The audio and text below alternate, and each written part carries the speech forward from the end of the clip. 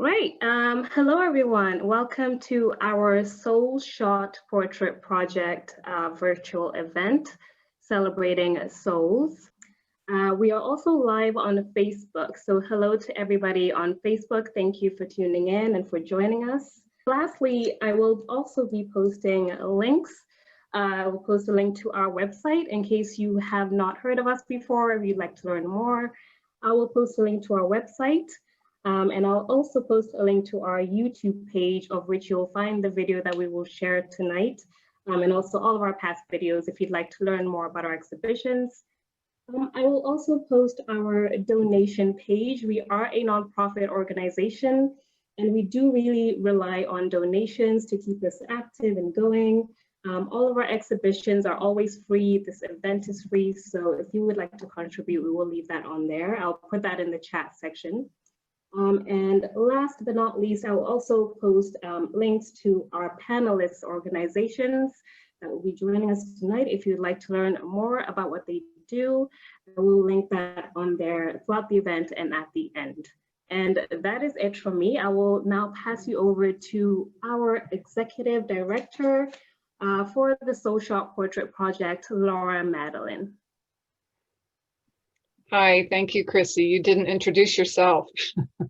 Chrissy Googie. Oh, rude. Chrissy Googie, yes. Hello, everyone. She is our amazing administrative assistant and social media coordinator. So thank you very much for making this happen. Let's see. So we are going to start the evening with a video about the current exhibition. And then we will hear briefly from our four panelists. We have Jennifer Lawson, who is the Executive Director of the Philadelphia Obituary Project. Adam Garber is the Executive Director of CeaseFire, Pennsylvania. And we welcome the brand new member of the City Council, Isaiah Thomas. And you will be hearing from me as well about our project. And as Chrissy mentioned, we will have questions and answers after the panelists speak. So first, I'd like to introduce this video. Typically, when we have an opening reception for each of our groups of portraits, each of our exhibitions, we have a large gathering of friends of the victims and family and participants and the artists, and we have the opportunity to meet each other and all the things that we used to be able to do in the world. There are videos of our previous openings, which are can be seen on our website and our YouTube channel. And the nice thing about them is that we were able to interview families and artists spontaneously. And obviously we couldn't do that this time. So what you will see in the video, we invited all of the participants to send in videos to be incorporated into this larger one. And what you're going to see are some of the artists speaking about their work, as well as an address from one of our biggest supporters, State Senator Art Haywood. And you will hear in the beginning of the video that there are no families, members, or friends of the victims represented. It was, it turned out to be just too hard for them to participate. And I want to also note that one of the artists, Lori Murray, speaks about Geraldine Nelson, who lost her son Hugh, and he is in one of the portraits. And since the making of the video, Geraldine unfortunately has passed away. I just wanted to let you know that. And hopefully the video will be good quality. We thankfully have a very large number of people joining us, which may affect it. But as Chrissy said, you'll be able to see this on our website and our YouTube. So here is the video.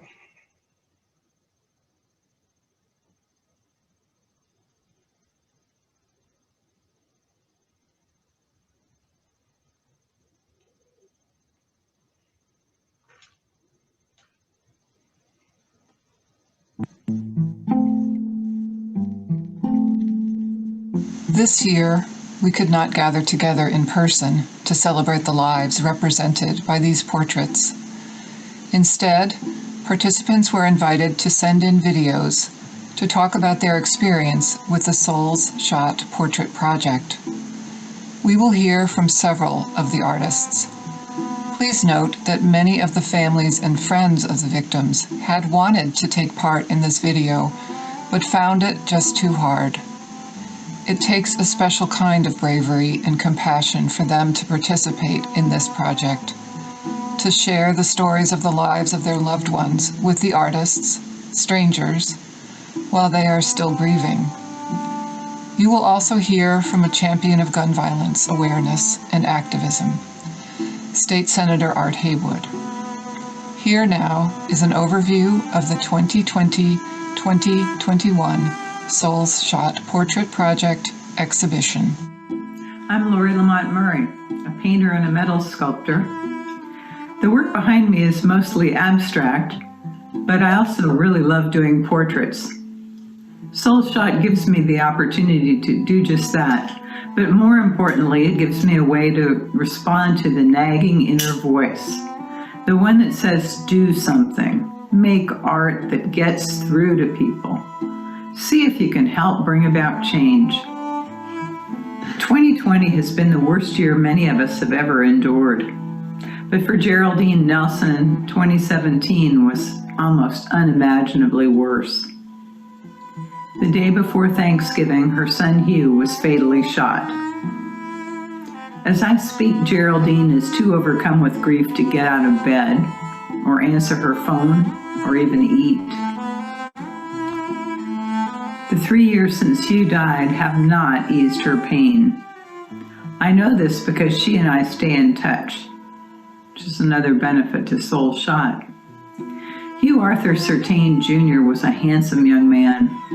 I did sketches for Geraldine to look at, but in the end she wanted me to include Zaire, Hugh's young son, who meant the world to him. As it progressed, I showed my portrait to fellow artists in a critique group that I belonged to. They felt the warmth and love between father and son, so I guess I did something right. Hi, my name is Mary Bagnardi, and I am honored to be part of the Soulshot Portrait Project. I was moved to be part of this project because I think that every one of us can do something to further the message of nonviolence. And if I can use my artistic abilities toward that end, that's what I want to do. I didn't come to this project with preconceived notions about gun violence. I thought more that my job was to be a listener and to learn about one of the beautiful souls that was lost senselessly in this way. I met Damon Stafford's mom, Teresa Costello, and had a chance to learn a little bit about his life before creating the portrait. What moved me so much about her was just her open heart and her faith and her willingness to invite a stranger into her home and to talk to me a little bit about his life. And I had big ideas originally about how I was going to do this portrait with different panels and all kinds of stuff about the background of his life, but it ended up being a really simple portrait that I hope just captures his beautiful smile and the light and the love that he brought to the lives of others. He was a son, a father, a friend, someone who filled the lives of those around him with hope and joy, and he was an aspiring chef, a person who had so much talent and possibility, and his life sadly was taken too soon. And so I just hope that when people look at his picture, they will feel that love and they will think, this is my friend, this is my son, this is my brother, this is my father, and realize we can't lose one more life, not one more. What motivated me to work on the Soulshot project was first hearing about it and reading about the project in the Inquirer, and then having the feeling that maybe through my artwork I could bring some small piece of healing to the families that have lost loved ones due to gun violence in the city. unfortunately, since I never got to meet Joel in person, I learned about him through emails and videos that his mom shared of him. It's a horrible way to have to learn about somebody, but I feel honored that she shared these stories with me, being a complete stranger. I think art's a powerful medium for the Soulshot project just because it is a different expression to show what these individuals were like, to show a different side of them, with the artist learning the stories of them. I believe some of that can be expressed through the artwork and not something that was just be seen in a photograph. What touched me most about working on this Soulshot project is how I felt myself getting close to Joel. Having never met him, I ended up talking to him while painting many times. Just, you know, if I was struggling on a part of the painting, I would be like, come on, Joel, help me out here. So it was very touching in that aspect, but also just learning about the young man and everything that his mother had shared with me. This is my second year participating in the Soulshot Portrait Project. It's been a great honor to work with Laura, Madeleine, and the other participants on this important project. This year, my portrait was of a man named Nasir, and I decided to include some pictures, different pictures within the one painting to show different sides of his personality and his life, including a formal portrait, informal, casual poses, and also portraits of him with his 3 beautiful daughters.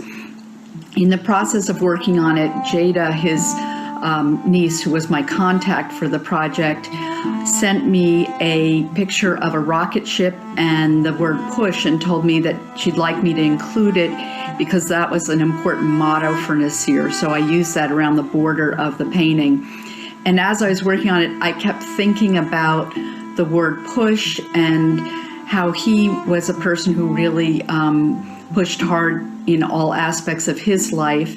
And it pushed me harder to try to capture a better likeness of Nasir using the photographs and to look into his eyes and try to insert a little bit of the life and light and love and strength that I saw in this soul into the portrait, hopefully to help make a proper memorial for this man lost to senseless gun violence. My portrait of Destiny Gonsalves Charles is the second portrait that I've painted for the Soulshot Portrait Project. Some years ago, I protested outside a gun shop in Northwest Philly, and that had its place. And when I saw that Soulshot was actually going to happen and it was a call for artists, I thought this was just a wonderful and different way of making public aware of the lives lost, who these people were, what they might have been, and the effect on their grieving family. So my husband knew Rita, who is Destiny's grandmother, and when I heard about her tragic murder, which was random and still unsolved, I thought, well, you know, maybe it's time for me to do another portrait.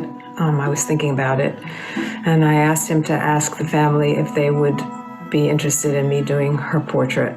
They were, and I was sent a lovely card with a photo of Destiny and her grandmother. Destiny was wearing a turban in the photo, and it was a very lovely portrait. And finally, I did get to meet Sherry and Rita at their home in Germantown. And I was shown all the beautiful photos of a lovely child, lovely infant, lovely child, and beautiful young woman. And heard about her life, how she loved helping people, how she wanted to do nursing, how she had so many friends, and basically what she loved to do is just to help people. So I took photos of those photos, I brought them home, and still the one of her in the turban seemed to be the most compelling. So in the end, the family seemed to be okay with that. In fact, her grandmother loved that photo very much, so I worked on it. But you know, it took me some time to try to get the spirit of Destiny in the painting. She looks in that photograph as if she's about to burst into a smile or a laugh, and I wanted to get that expression in the painting, so it took a little bit of time. I also thought I'd put some beautiful flowers around her, since flowers are symbolic. And so I picked certain flowers that represented Destiny's joy of youth, her happiness, and her love for family, and also rosemary for remembrance.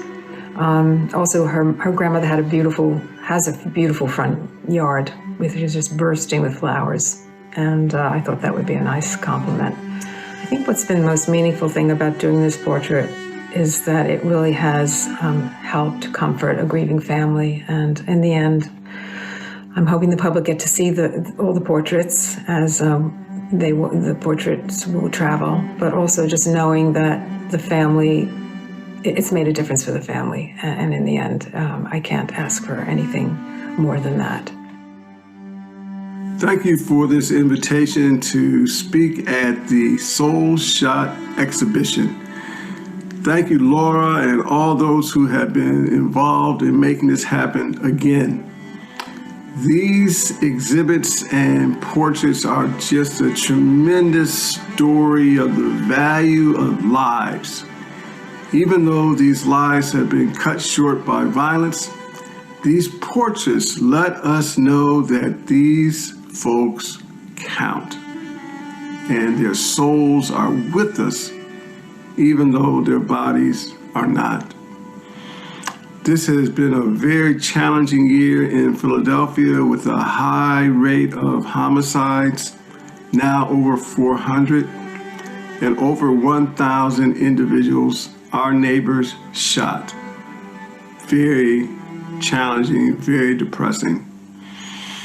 But in these times, we must remain determined. We must remain committed.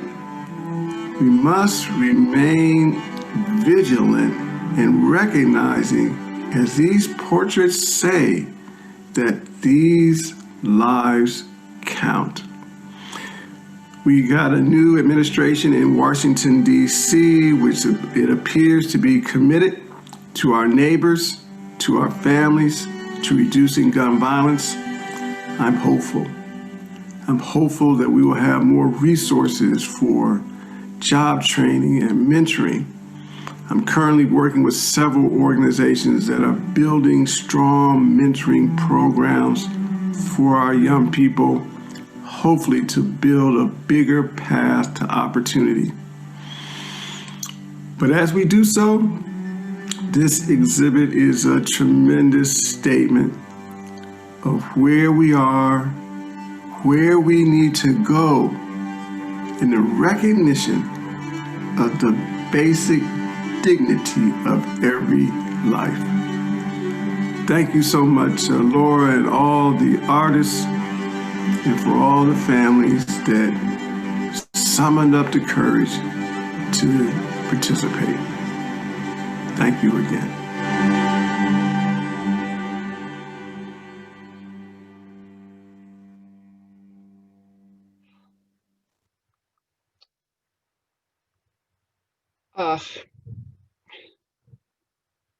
Sorry, it gets me every time.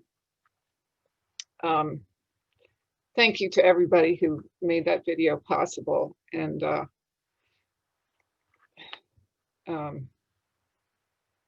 anyway, we'll move on to our panel. And I will start. I'll introduce myself again for those of you who might be just joining. I'm Laura Madeleine, and I'm the executive director of the Soulshot Portrait Project.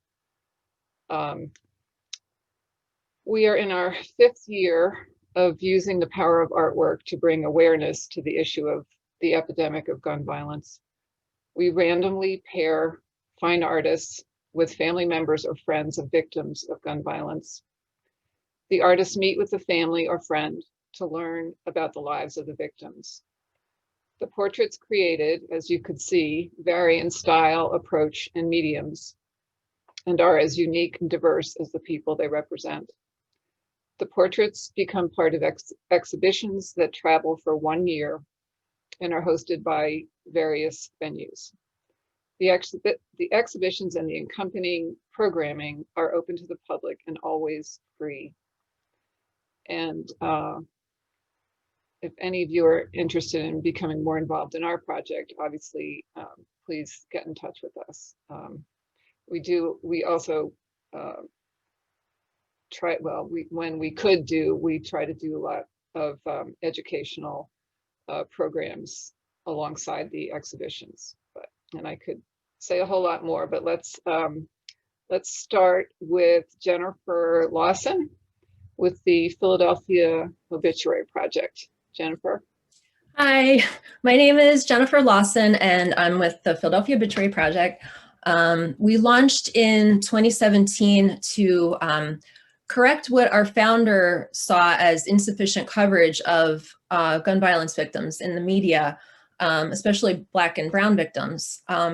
So we paired professional journalists with families of victims to create written profiles describing who the victims were as people, what made them happy, what made them special, what obstacles did they overcome in life, what did they value, what were their hopes and dreams, and what did they have planned in their life that they did not get to accomplish.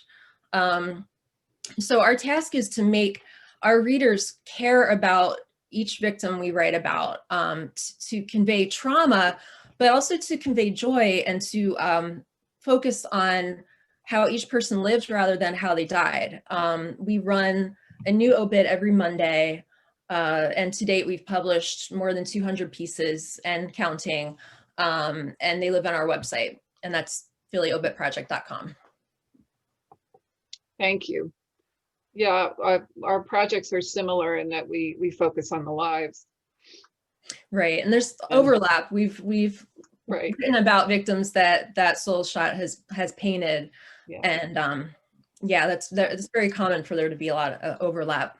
Mm-hmm. Right, and I just wanted to say, I keep thinking about what a guy said in the video about him talking to Joel while he was painting him, and sorry, I'm getting all, because I did that too for all of my portraits, and I think many of the artists do. Anyway, okay, thank you so much. And Adam Garber is the Executive Director of CeaseFirePA. Take it away, Adam. So CeaseFirePA is the state's leading gun violence prevention advocacy organization.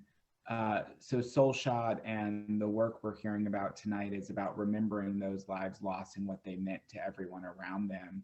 And our mission is to honor those lives and make sure that there's not a need for another portrait, that we work to advocate for policies that will reduce gun violence, whether it's disarming abusers by establishing stronger protection from abuse orders, which we passed a few years ago, to stopping the flow of illegal firearms into our communities that is driving a lot of the homicides we saw this last year in Philadelphia, which, as I'm sure everyone knows, was truly a horrific year where we've had more homicides since 1960.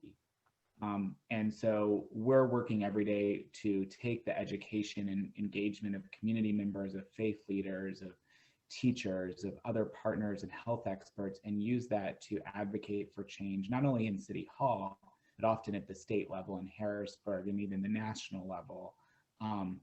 So one day, I'll say it this way, we don't have to continue to do these portraits because we haven't lost another life to gun violence. Yeah, that would be nice.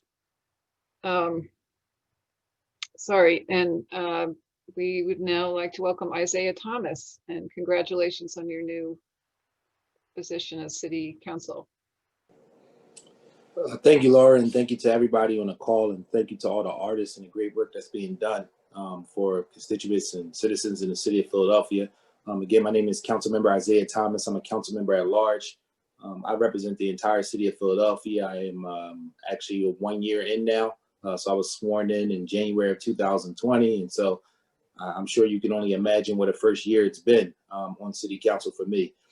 Once the pandemic hit, we, Council President Dow Clark, he started an initiative called the Disadvantaged Communities Task Force. And basically the goal was to look at the spaces, the parts of the city, the demographics and the industries that had been hit the hardest during the pandemic, and figure out what could we do as a legislative body to help those industries survive the pandemic and then, of course, recover once we get on the other side of it.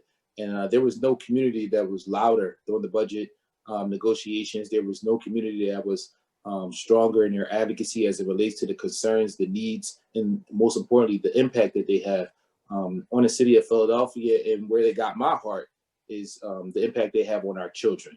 And so for those who don't know me, I am a teacher by trade. My master's degree is in education. I've taught everything from kindergarten to undergrad at Lincoln University. I'm a high school basketball coach. I still coach high school basketball while on council. So I am praying for, the time we can actually get back on the court and I can convene some space and some opportunities with my young people. But I'm highly invested in extracurricular based activities, out of school time based initiatives. And I want to see us as a city invest more in our arts and culture community. And so out of the Disadvantaged Communities Task Force, the Arts and Culture Task Force was created under the Global and Economy Committee, which is the committee that Councilmember David O chairs, and myself and Councilmember Catherine Gilmore Richardson, we chair the Disadvantaged Communities Task Force. And we're happy that this task force is in the Global Economy Committee because it makes it an official task force under City Council, which we've never had for the arts and culture community. And the goal is to allow that group to organically put together what they feel like we need to do as legislative branches, both on the city and the state level, as well as the federal level, to put ourselves in a position where we better to serve the community as it relates to resources, as it relates to access to space, and most importantly, as it relates to some type of sustainable funding. And so I'll stop right there. I'm happy to be a part of the conversation this evening. And I appreciate all the partners on the panel who do the great work. And I look forward to answering questions from those who are on the Zoom call, as well as those in the listening audience. And Laura, again, thank you so much for inviting me. And most importantly, thank you for the work that you're doing as it relates to capturing these images. We talk a lot about the mental health aspect of this pandemic, but I'm sure long before there was a pandemic, we were dealing with trauma in neighborhoods. And I just appreciate you providing some type of sanity to the trauma that we face on a consistent basis. And we're only going to have to amplify these efforts based on what we felt in 2020 and the temperament that we're already in 2021. So thank you. I appreciate being here. Sure. Thank you. Thank you to all of you. And yeah, please start sending us some questions or comments. I did have one comment from one of the other artists that that she also was talking to her subject as she was working on the portrait. And a sad fact is too that the portraits, and I said we're in our 5th year, we're already starting on the 5th edition, if you will, of the project. And it's a very, very small percentage of the people that have actually been affected by gun violence. And we artists are doing what we can. And I think Lori said, that voice to do something. And I know, speaking for myself, I'm not a marcher. I'm not, this is what I feel like I can do to bring awareness. But it's the object is for people to then be motivated once they experience the artwork, once they read an obituary with the wonderful stories of these lives and what's been lost, and to get involved, and maybe with some of the programs that Isaiah, you were talking about for youth, and get involved with CeaseFire. And we actually have a whole list of resources for getting involved on our website. So I don't see any other questions.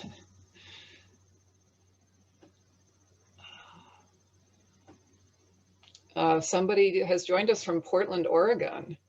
And yes, we are hoping that this project will become a model that we can expand. In fact, we had an exhibition planned in New Jersey, and we were going to start a chapter there, and then the pandemic hit. So that is our grand plan, but obviously we're scaled back right now. But it's also, we are definitely serving the community of Philadelphia, which is much needed. So is there anything else anyone of our panelists wanted to comment on? Laura, there was a question from Joanne Miller about policy progress in Harrisburg, considering the nature of the legislature, that I'm happy to answer if that's good with you. Yeah, sure. I think you're exactly right, Joanne, that you know, Harrisburg is a difficult place to move policy in general, and especially on gun violence prevention these days. We're looking for every avenue forward, so I'll mention a few things. One, we've joined with the city of Philadelphia and unfortunately some local people who've lost loved ones to gun violence to sue the state for preempting local efforts by the council to address gun violence, not only in Philadelphia, but across the Commonwealth. So right now in Pennsylvania, Philadelphia and all the municipalities are extremely limited in what they can do to address gun violence. And yet at the same time, after tying the hands of local officials, the state will not take any of their own action. And so we're hoping to point out the harm that this causes to residents and free up the communities to establish their own protections, to address illegal firearm trafficking, to address local community violence and more. And so that legal effort is moving forward. Beyond that, I'm a firm believer in, look, everyone knows someone who's lost someone to gun violence. If it's in the city, it's often homicide, but not always. If you're in urban areas or rural areas, it's often suicide related. And we should be able to find some common ground. And I think these pictures that we've seen tonight speak to the common humanity.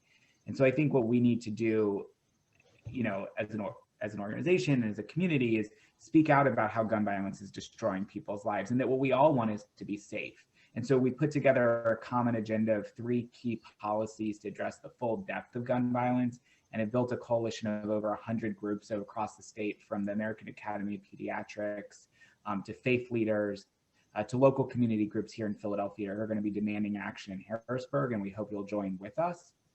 I don't want to say it's going to be easy, but I think there's an opportunity there. And then the last thing is we need to bring more resources to Philadelphia. Community violence intervention programs have been hugely successful, and I'm hopeful that the Biden administration at the national level will invest more in these programs. And I'm hopeful that we can, you know, work with the city, with Councilperson Thomas and with others to drive more funding into the city to help intervene in the violence and stop it before it expands in our communities. So, you know, it's not going to be easy. Those are some of the efforts that we're working. And I think Soulshots and these type of portraits and the Obituary project that Jennifer does can help us communicate those stories. Yeah. I've been asked to remind everyone too that the Soulshot exhibition that features portraits from 2019 to 2020 is currently hanging in Logan Library, and they are hoping to be open to the public again sometime this month.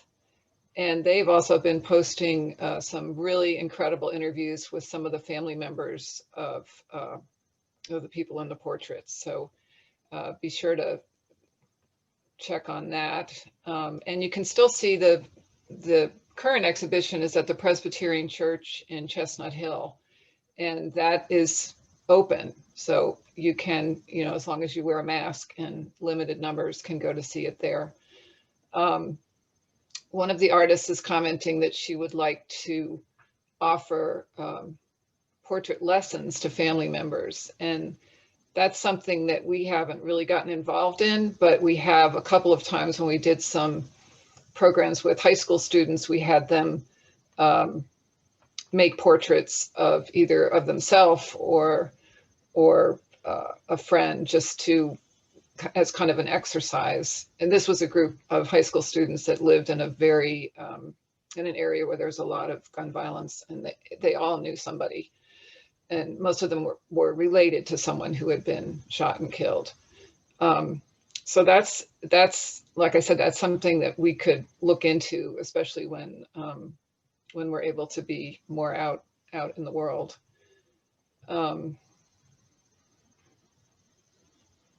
There is a question for Adam from Catherine Martin, and she asks, could you talk a little bit about CeaseFire's youth initiatives and how youths can get involved? It's a great question. I think I think there could be two things. One is Ceasefire is working with a new group of youth here in the city who want to raise up their voices for changing public policy on gun violence, called the Peace Collective. And I'll try to put their Instagram, I think, handle and Twitter handle in the feed there. And actually we'll be releasing a new survey of youth in the city about their perceptions of gun violence, which is truly a disheartening read on how it's not just the direct damage of gun violence, but the mental and emotional toll of the war zones that we often live in the city takes on our youth. And so getting, as activists involved in that advocacy work and connecting with the Peace Collective, which is a group of youth that are working with us in these is a great way. I want to note just really quickly, sometimes there's some confusion because there's also Ceasefire Philadelphia out of Temple University, which is not associated with my organization despite the name, and they're doing youth violence intervention programs to go into communities and halt the violence before it happens at the local level through violence interventions. And they're a great organization working at Temple to do that intervention work, and I would recommend on that side reaching out to them. But on the advocacy side, getting in touch with me and our local organizer, Kyle Edward, is a great raise up their voices and learn how to have a powerful story in the advocacy world, whether it's at the city or the statewide level, to make the case forward. And I'll join in the chat as well. I'm happy to get anyone in touch with the Peace Collective as well as with Kalel.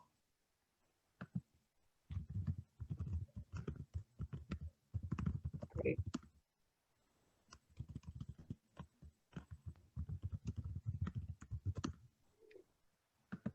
I know there are a few family members in our audience here, and I'm just not sure if we can find them, if they would like to.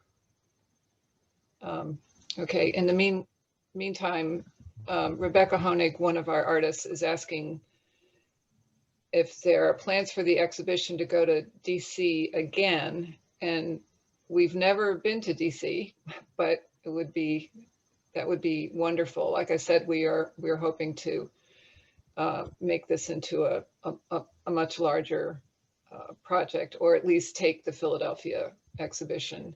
The farthest we've been is oh, Harrisburg. You meant Harrisburg. Okay.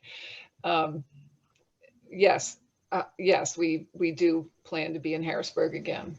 And Charlie Carl, one of our wonderful volunteers, is asking if there are any Quaker programs in the city.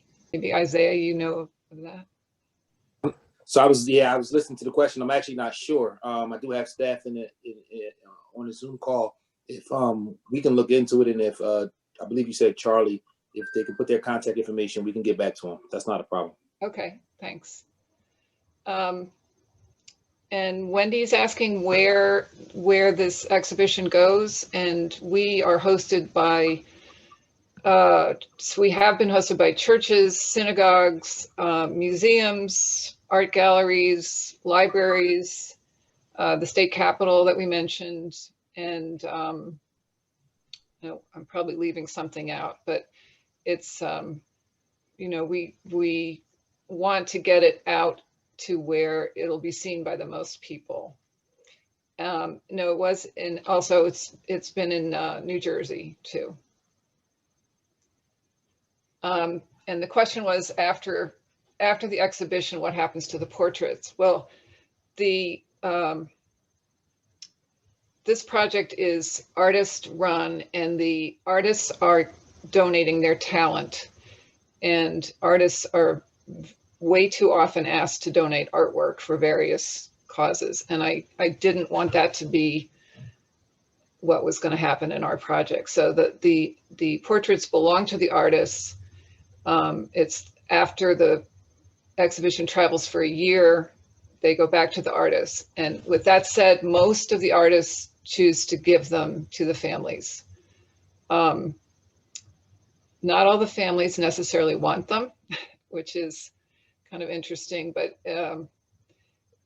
these are portraits that are they're not all in a realistic style. They're not all traditional portraits, and some of them can be just a little bit hard for the families to,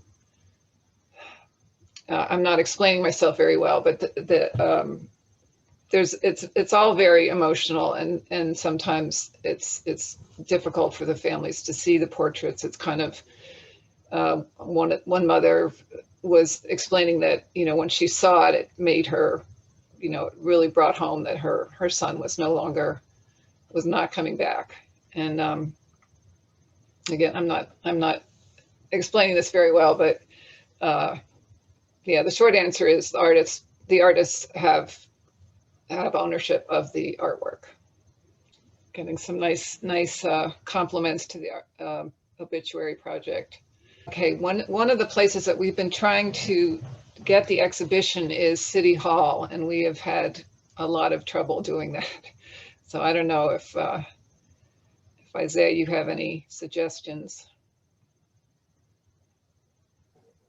I'm open. I don't have the authority to say yes, let's put it in City Hall unless it goes in my office. I'm pretty sure that's not the ideal place.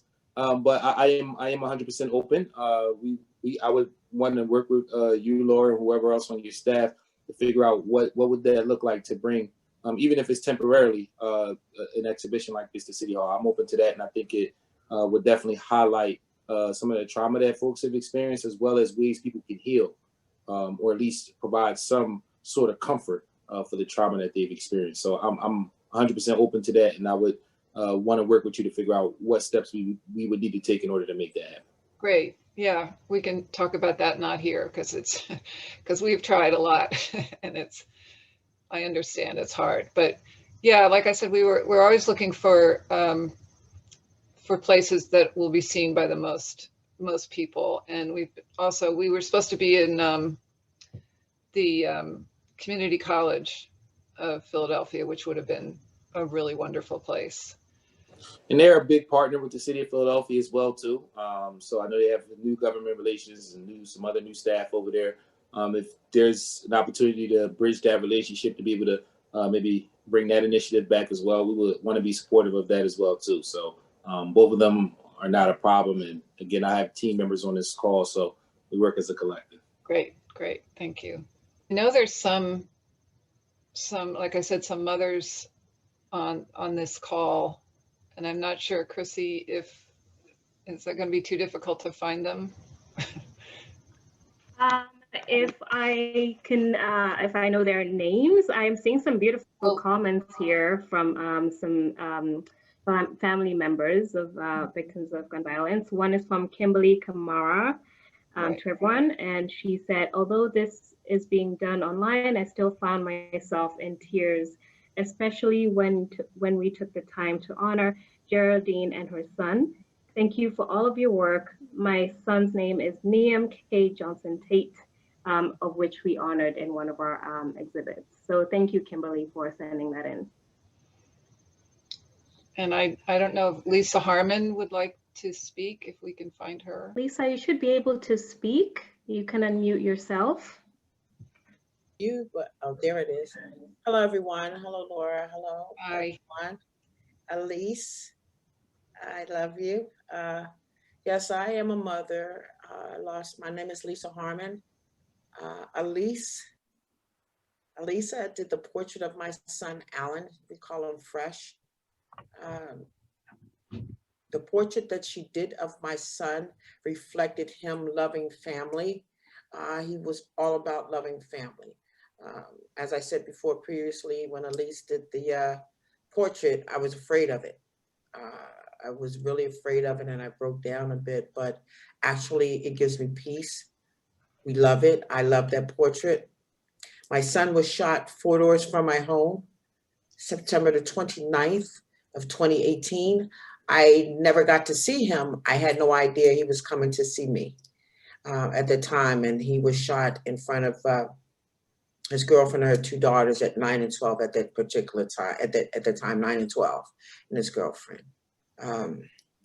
Soulshots with the portrait with Elise. Elise and Gabby still keeps in touch with me all the time. We did a New Year's and a Christmas and Thanksgiving. We keep in touch all the time. The portrait she did for me after the subtlety set in of that was my son, and he was surrounded by family. I embraced the portrait with so much love. I love that portrait. My son, the story, for those who don't know, again, as I said, was shot 4 doors from my home, not knowing that. It's something I never, ever thought. And no one ever thought of losing a child. The misconception that we have is that we're supposed to, that our children are supposed to bury us. Unfortunately, for some of us, that is not true. It's never been that way. It's never been that way. So I'm learning my journey through this process. I lost my son in 2018. I just lost my husband February of 2020, who was a great support for me. So this journey that I have to take to learn myself, to learn this grief process, it's a little hard. It's hard, but Sonya, Elise, without those ladies, hi Kim, it's making it, I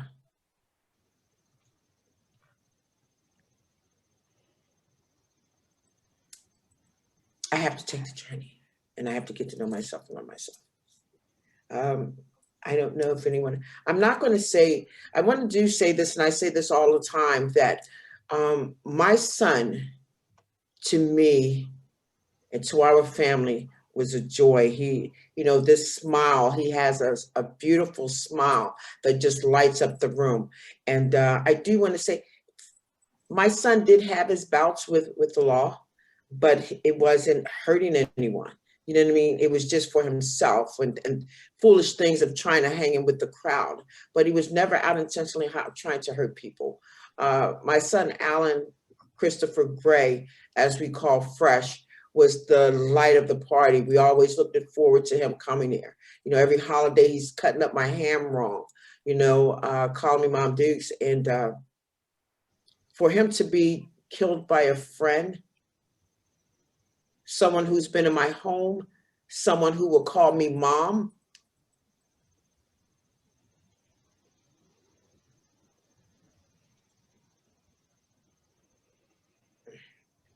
Excuse me. Yeah.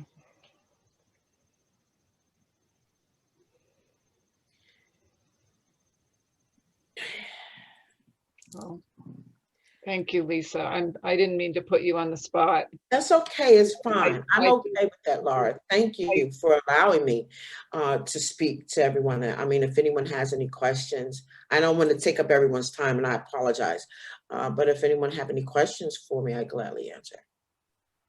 Yeah, I was kind of thinking of you when I was talking about how some family members react when they see the portrait, because I know you spoke about that.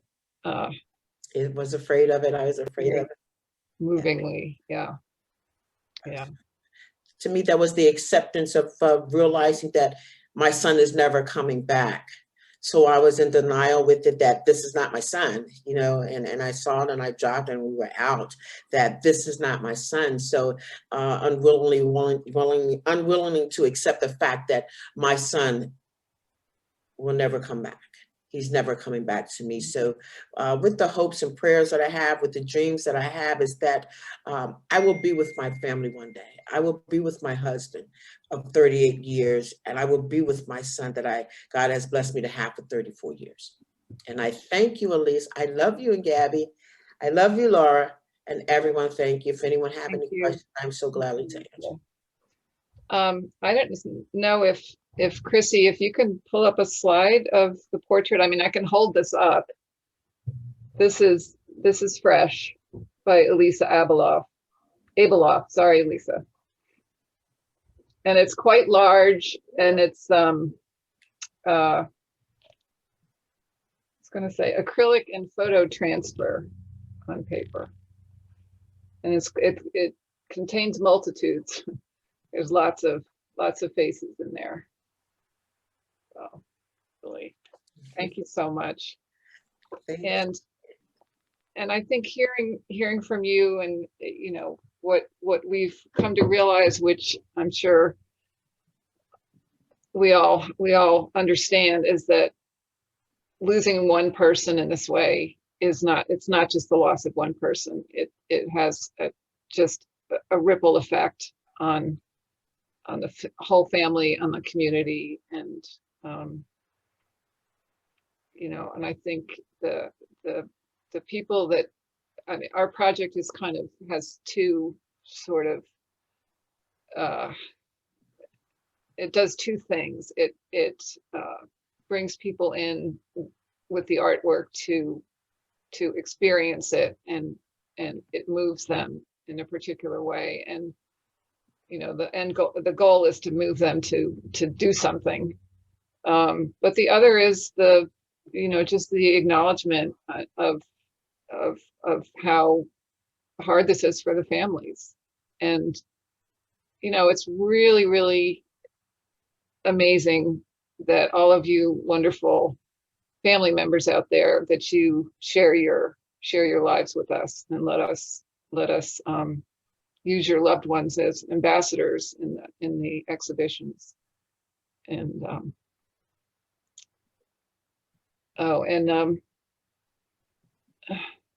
there was a obituary for your son, correct, at the Philadelphia? Yes, I never knew when it aired though. I first did have one, but I was unfortunately, I did not know when it was aired. I wasn't notified when it aired for the Obituary project. Hi, Sherry. Jennifer, can you talk a little bit about how people, if they're interested in having an obituary written for their Sure. We write obituaries for anyone who's the victim of homicide in the city of Philadelphia. Most of the victims are gun violence victims. So if people, you know, if families want to get in touch with us, what we do is, you know, we set up a phone interview. Before COVID, I was visiting people's homes very often, but we're doing, you know, phone conversations now, which isn't the same, but it's what we have. So what I do is I try to focus on what made the victim special. You know, what was it about this person that made him or her themselves, and why what was it about this person that you loved, that you miss, and I also try to find humor. I try to create not just a sad story. I try to show who the person was as a whole person, as much as I can. And I do cry on the phone with family. That's something that happens, but more often I laugh, because I enjoy when family members laugh, when mothers joyfully tell me anecdotes about their children, about their child, because they are getting something out of it. They're from what I understand of family members, they enjoy talking about their loved ones who they miss. And I'm here to listen. You know, I wanna learn who their loved ones were. You know, I want to get all of these stories out there, and I want people to care. I want people in the city of Philadelphia and everywhere to care about these victims, because there's so much bloodshed and there's silence, you know, and that's not how it should be. So sorry, I'm rambling. No, that's so well put. And I think too that was our experience that get asked, or very often, about the story of the death, and you know, there's some kind of victim blaming goes on. And, you know, just being able, like you say, yeah, when I'm thinking back on conversations I had with the families I've worked with, you do a lot of laughing and a lot of crying too, but a lot of laughing. And it's wonderful to be able to talk about their lives in that way. And I was going to say something else about what you said and I totally forgot it. Anyway, Kim, we have another parent, a mom, Kimberly. Would you like to say something? Hi, I'm Kimberly Camara. My son is Niam Johnson-Tate. He was gunned down July 4th and he died from his injuries on July 5th. When I first was inducted into this, my mind was just all over the place.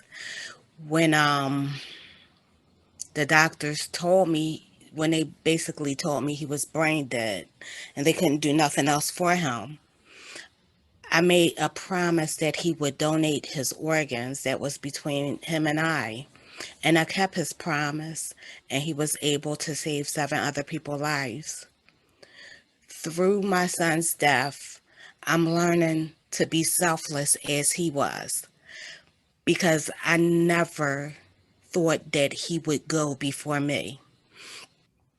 And again, he made that selfless act to donate his organs. And I was like, oh no, you don't do that. Don't you do that.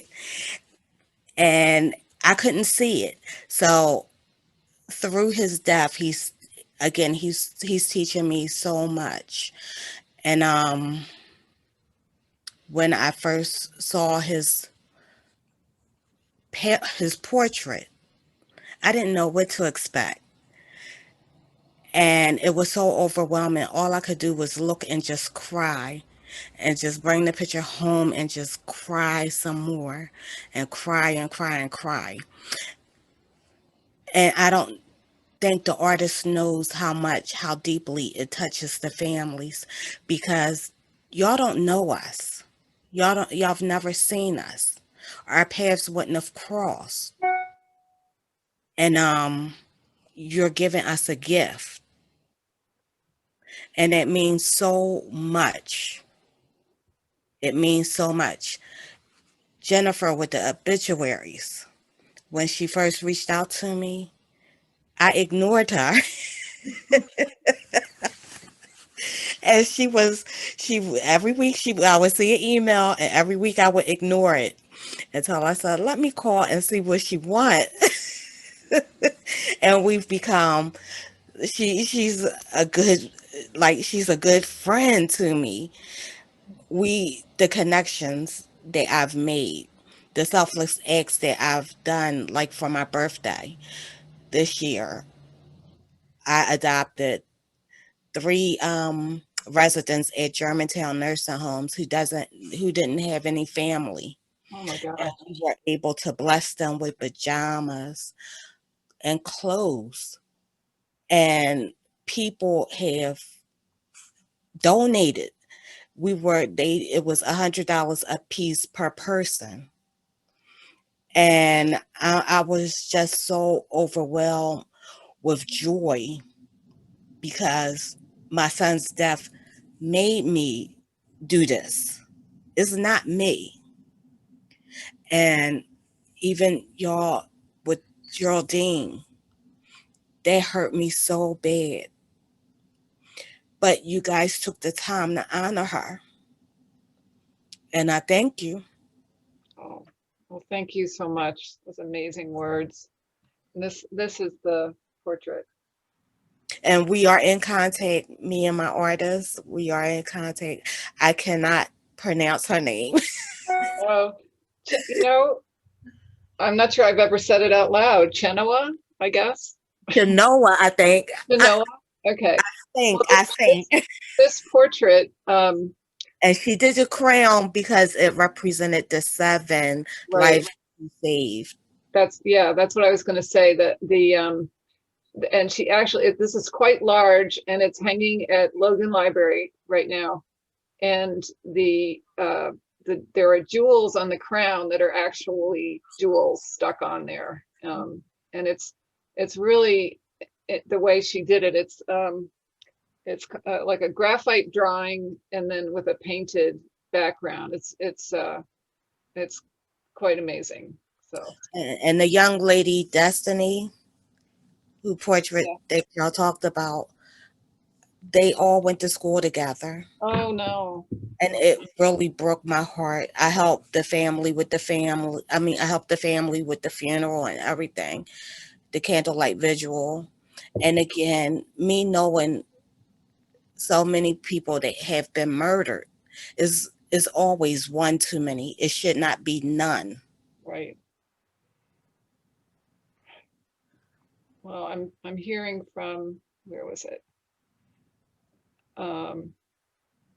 Yeah, we're just so grateful to you, and I know there's other mothers who are with us, but we're so grateful to all of you for your participation and for your amazing testimonies here.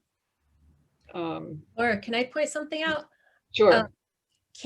Kimberly is actually, she started writing a column for the Obit project. She's a great writer, and I recognize that. And she has a voice, she has a story, and so we every month she writes on a topic related to her grief journey, and it's such powerful writing, and I think it runs the third week of every month, but check it out. Kim also wrote a children's book, so right. It makes me wonder, the question that came up earlier about someone offering art lessons. I'm wondering if if we can talk about how the families that are like Kim and other mothers, how they can participate in the arts, writing or painting or any kind of expression, artistic expression, as a way to channel their grief. I'm just wondering if that's something that other families of victims have found that's something that helps them. Yeah, I think there is a program that I had heard about, and I can't think of what it's called off the top of my head. And there's also a national project called the Soul Boxes, which is, you can find on our website, and that is people learn how to make a handmade box, and you decorate it basically however you want, which is not quite what you're talking about, but it's sort of. Yeah. And that's just something that we don't really have the resources to do that, but possibly we could branch out. I mean, we started, I mean, we're still pretty much a baby organization, and the pandemic didn't help much, but yeah, I think that's incredibly therapeutic for people to have that outlet. Mm-hmm. One of our other artists, Anne, who is also a board member, is saying that, and relating to what you were saying, Jennifer, about getting joy from hearing the stories. She was just commenting that yeah, it's really wonderful to hear the stories. So many wonderful comments. Thank you, everybody. Yeah, and Rebecca Honig, one of our artists who was also in the video, was mentioning poetry, and that's something I would like to do too, is bring in other types of artists, not just visual artists, that can maybe write poems to go with the portraits, or and some kind. We had a performance artist, for I forget what he called him, spoken word artist, at one of our receptions, and yeah, I would like to eventually do more of that, and maybe yeah, expand in that way, or music, you know, all of the arts. Adam, I just lost it. Could you talk more about the laws in Philadelphia to be able to, wait, Philly wants to be able to pass from the lawsuit. Oh, sure. Well, it's not just Philadelphia. So, I mean, I think there could be a whole set of things from prohibiting firearms in parks and recreational areas where we've seen some shootings this summer, to requiring licensing for firearms, things that we'd really like to see happen statewide, but we know that there's a challenge in pushing statewide policy right now in Harrisburg.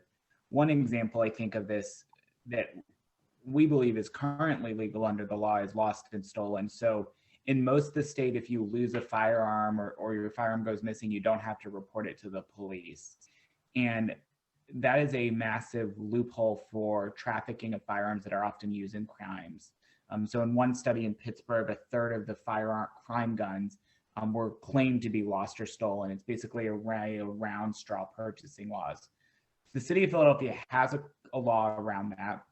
And we're actually in court right now, along with the city, defending that law from an attack, arguing that it isn't preempted by state law for a set of reasons, because it deals with illegal firearms, not legal firearms.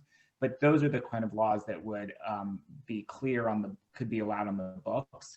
So I think, you know, again, a few things would be on the high on our list would be potential permitting processes, increased permitting processes, banning firearms in certain locations like parks and playgrounds and rec centers where we see shootings. And I should just say it would also help support gun violence reduction in other communities, because every municipality could come up with their own laws. Okay, thank you. There's some comments about enlisting school orchestras to link up with our portraits. Yeah, I mean, I think programs aimed towards youth, which is again what we tried to do when we were able to have people in. I think those are really, really important. Yeah, and the spoken word poet that I mentioned, his name is Lindo Yes, and he's a pretty amazing young man. And I'm wondering if my grandmother, Sonya, if you would like to speak. Hello, everyone. How are you? Thank you, Laura. My name is Sonya Dixon. I'm the grandmother of Zaki and Kenyon Alfred. Zaki was murdered in June 2017, and his brother Kenyon was murdered September of 2018. And Laura was my artist. She did both of my boys. She did a beautiful job on them, and I really appreciate the Soulshot portrait project. I love my portraits. I love looking at my portraits. I actually have quite a few pictures of my grandchildren in my house, and when I look at them, it makes me feel close to them. She put a face to the tragedy. She showed their lives. She painted my children with such passion, and I thank you again for that. She showed how the things they loved doing in their lives. These ladies, Laura and Ann, they also supported me when I had a peace march in June of 2019. I had a peace march much. And I really appreciated their support to just try to bring some awareness to this gun violence, to try to, get people to speak up and stop being silent. Both of my boys' murders are still unsolved to this day. And now with the pandemic, it's, not much marching or anything we can do. But I pray a lot, and I pray for strength to keep fighting this fight, to get some kind of justice for my boys, even though I know I'm gonna get justice from the Lord. But just so that people don't think that they can just go around and do these kind of things, take people's lives and get away with it. There needs to be some type of accountability. But I love the fact that Soulshot's what they do by putting faces on our children and showing how they lived. And it's a very nice thing. And I just can't say, you guys enough. Yeah, Sonya, I just wanted to mention that when I first came to see you and talk about Zaki, I actually met Chip, who I ended up doing a portrait of. So the portrait I made of Chip, I'd actually met him. And when I met him, obviously he was still grieving for his brother. And the impression I got of him was so different than when I came back, sadly, to talk to Sonya again about, a second horrible loss. The picture of who he was came out. He's completely different. He was, it was a joyful person. He was vibrant, and so it just really struck me to see how affected he was by his brother's death. And then, Sonya, you're amazing with what you've been able to share with us through what you're going through. And I think Anne is unmuted. One of your, do you want to say something, Anne? Anne is one of our directors and also one of our artists and fan of Sonya. Well, and also, I just want to say, Anne too was completely transformed by this getting involved in this project, and she has gone out to do way more than I have in terms of getting involved with other groups and other activism. So. Well, I don't know that I would exactly say that. I'm out with some of these moms, and the thing for me, looking at the pictures of, everyone's here, I know so many of these people on a very personal level, from marching, from doing portraits, and it all came from Soulshot. It did very much change my life. These families, I just love them so much. And thank you so much for speaking, because people need to hear you. I know it's hard. I can't really imagine what it takes for you to say what you need to say, but thank you so much for doing it. Yeah, thank you. And we have a question for Adam from Joanne, also one of our board members. What more can be done to protect witnesses who are willing to help prosecute those responsible for the gun violence? And also, what progress is being made in reducing straw purchases from gun dealers in Philadelphia?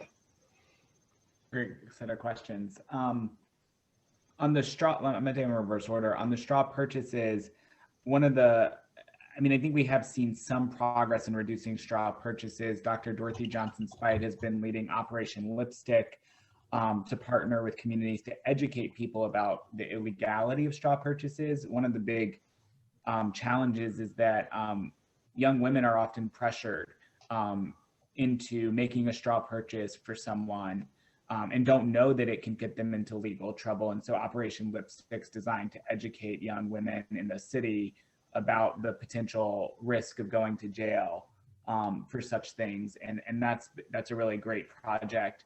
I'm actually, you know, and I want to see if Councilperson Thomas has any additional thoughts on this about protecting witnesses who, you know, who want to testify against people who commit the gun violence. It has been a problem that's been discussed recently. It's one of the reasons that Krasner says there's been so many cases dismissed, but it isn't something we have especially worked on. So I don't want to put him on the spot, but Councilperson, I don't know if you have any additional thoughts or things that have been discussed in council about that. No, you're fine, Adam. I think the biggest thing when I think about that is just developing a relationship as far as trust between communities and police, so people feel comfortable coming forward. Clearly, we haven't done anything to help move that needle in 2020. But then when you talk to folks on the police side, they'll talk about it being a fiscal issue, and the district attorney's office will communicate fiscal restrictions as well too. So I do think that from the fiscal side, we're going to continue to look and examine that. Clearly the results Tuesday as well as in November, hopefully will put us in a position where we can have some relief for cities. But long term, you know, the honest conversation we have to have is we have to change how communities of color are policed, and we have to change the relationships between police and communities of color. And until that happens, we can have all the money in the world. We're not going to put ourselves in a position where we're going to have not just folks feel comfortable coming forward, but then also having the resources to protect them. It's one thing to have the resources to protect them. It's another thing for people to feel comfortable coming forward because they feel like the organization is one that is there to serve and protect them. Well, I think I'm just going to pick up on that because I think you made a great point. We don't, you know, we've talked a lot about police violence in this country and how it breaks down community relations. And there's just really good evidence that police violence leads to more gun violence. And I think that lack of trust in the community relations is one of the reasons that it happens. I mean, and the police will also say that their clearance rate is higher when the person actually doesn't survive than when they actually do survive. And they will say that speaks to the fact that surviving victims tend not to want to corroborate, right? So I think that kind of speaks to the theory of the lack of trust with police, whereas though if someone did survive a gunshot situation, not just the horror and the trauma that comes with that for them, their families, and everybody else that witnessed it, the fact that when they're sitting there and they're weighing their options, right, they're saying, well, I'd rather not coordinate and work with the police to prevent this from happening again.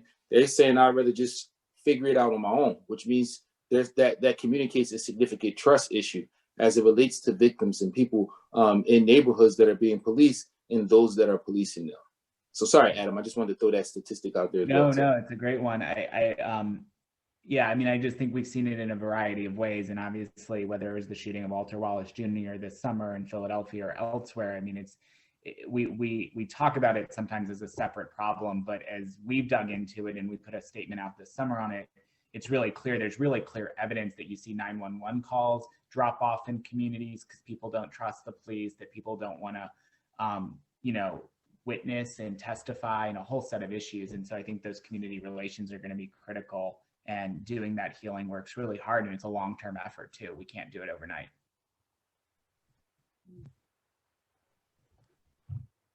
Yeah, I want to go back to something that I think Jennifer was talking about earlier about,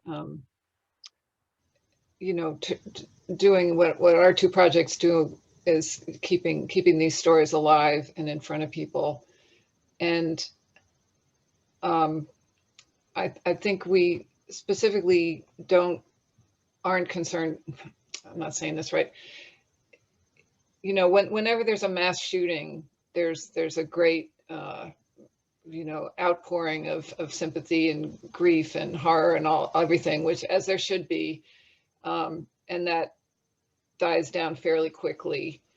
But there is that attention, and these shootings that are happening every single day in communities, that they don't get that kind of attention, and so that's something that we're trying to focus on.